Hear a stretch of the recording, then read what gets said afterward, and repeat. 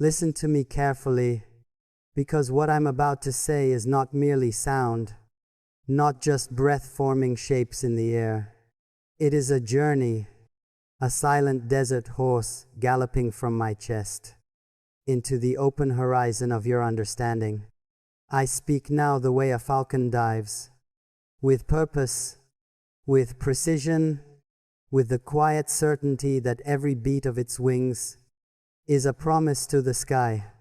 And I ask you to listen, not with ears alone, but with the part of you that wakes in the middle of the night, when the world is silent and your soul begins speaking truths you don't share with anyone, because what I'm about to say comes from that same place, a hidden chamber within me, lit only by the embers of memory, by moments carved into me, like initials on a palm tree.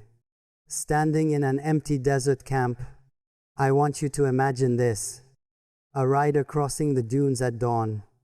The sun is not yet a sun, only a thin knife of gold, cutting the horizon.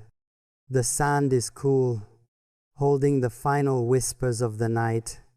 And the rider, he does not ride to conquer or to boast, but to listen to the desert, to the wind, to the quiet language spoken only to those patient enough to let silence translate it. That rider is the part of me that comes forward now, speaking to you.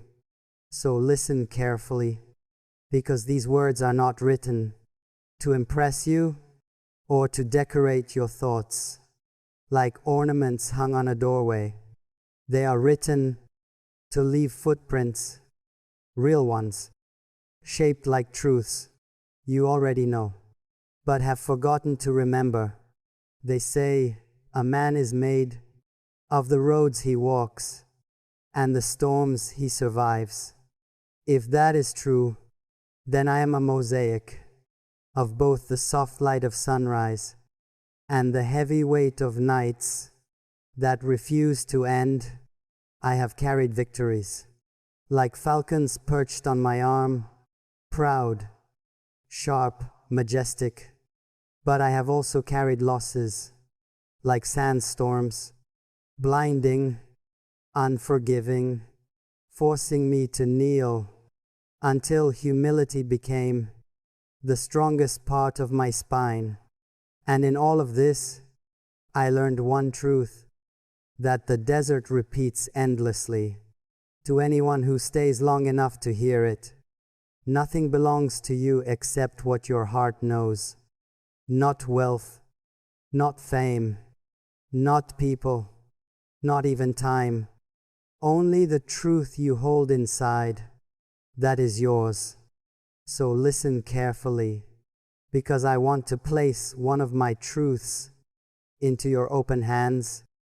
There comes a moment in every life when silence becomes a responsibility, not the silence of fear, not the silence of defeat, but the silence that forces you to hear your own heartbeat and realize it is a compass, pointing somewhere you have not yet gone. I have stood in that silence. I have walked inside it, as if it were a long, empty corridor, lined with mirrors.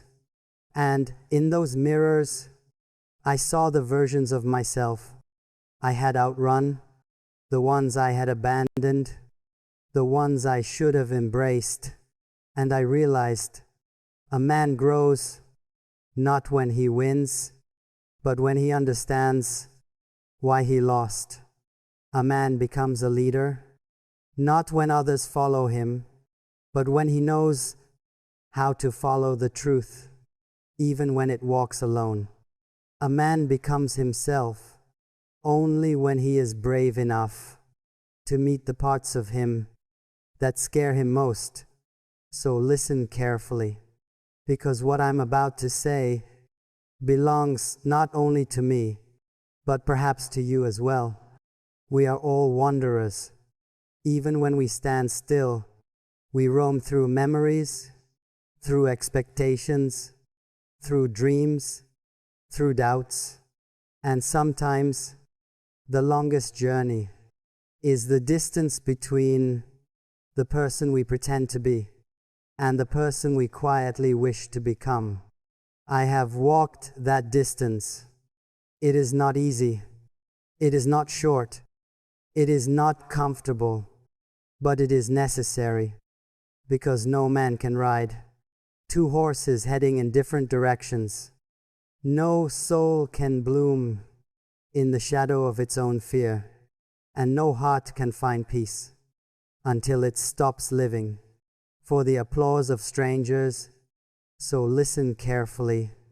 You might think these words are simply woven phrases, just poetry arranged to sound beautiful. But poetry is not beauty. Poetry is truth disguised as something gentle enough to be welcomed into the heart. And this truth I offer you is simple. Your life changes the moment you decide to stop waiting and start becoming. The desert taught me this, not in a single moment, but slowly, grain by grain, like sand shaping the dunes. You cannot rush the wind. You cannot command the stars, but you can steady your breath, focus your mind, and choose the next step with intention. And one step taken with intention is worth 100 taken in confusion. So listen carefully, because I am speaking now as someone who has watched the falcon rise with effortless grace towards a sky that belongs to no one. I have learned that freedom is not the absence of walls. It is